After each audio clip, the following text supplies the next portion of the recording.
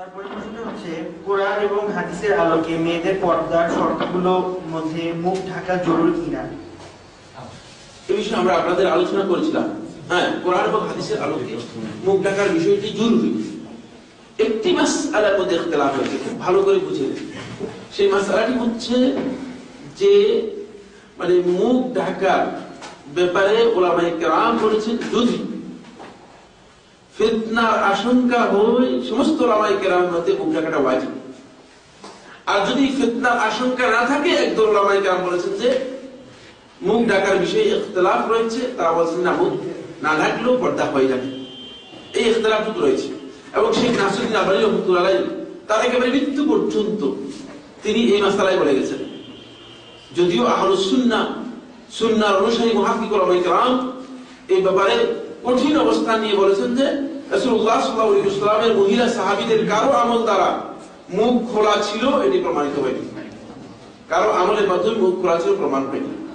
যেই সমস্ত হাদিসগুলো উল্লেখ করা হয়েছে এগুলো হিজাবের বিধান নাজিলের আগের হাদিসগুলো সবগুলো একসাথে হয়ে গেছে। এগুলোর মধ্যে একটা বিভ্রান্তি তৈরি হয়েছে।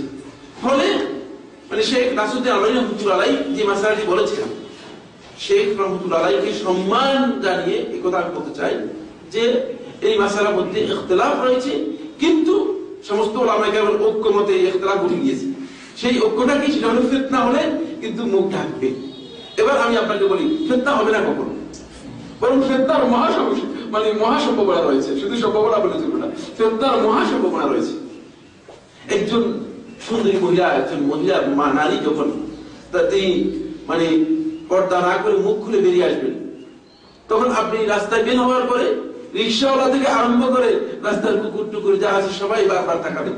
নাউযুবিল্লাহি মিন যালিক। ফিতনা মানে মহাফিতনা, এবং ফিতনা থেকে বাঁচার কোনো সুযোগ নেই। এখন আমি ওই গ্রুপকে বলবো, আপনার কারণে একজন লোক ফিতনায় পড়ে তিনি বিপর্যস্ত হলেন, তাহলে এটা যেহেতু কি আপনি বহন করবেন না, সে বহন করবে, যেহেতু আপনি এর কারণে আপনি এভাবে বের হয়েছেন। তাহলে মুখ খুলে বের হলাম আর মানুষদেরকে ফিতনার মধ্যে মানে একদিন বের হয়ে মানে করেন 1000 লোককে ফিতনার মধ্যে ফেলে দিলাম, তাহলে আমি কি সওয়াবের কাজ করলাম? ইসলাম মূলত এই জন্য মানে পর্দার বিধান দেয়নি, বরং পর্দার বিধান দিয়েছে যেখানে আল্লাহ সুবহানাহু ওয়া তাআলা বলেছেন তোমরা তোমাদের কথা ওয়ালা ইয়াখদা'না বিল কওল, কথার মাধ্যমে তোমরা প্রতারণার আশ্রয় নিবে না। মানে অত্যন্ত কোমল ভাবে কথা বলবে না। কোমল ভাবে কথা বললে মানুষ ফিতনার মধ্যে পড়ে যেতে পারে।